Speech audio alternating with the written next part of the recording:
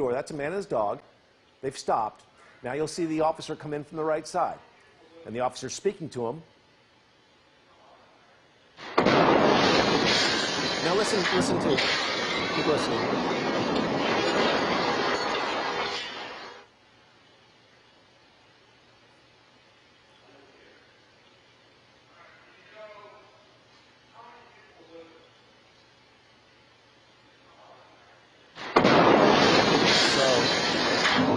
I don't know if you can understand what was being said between the two parties, the police officer and the walking dog.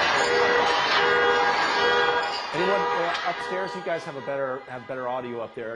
Are you hearing what exactly is being said? Because that would be of interest to me. Okay, and there's the officer right there, moving back toward. I mean, the bravery that was displayed in downtown Nashville this morning is nothing short of incredible to me. It gives me the chills to see the way these folks were operating in such a dangerous situation. And after the bomb blows up, he goes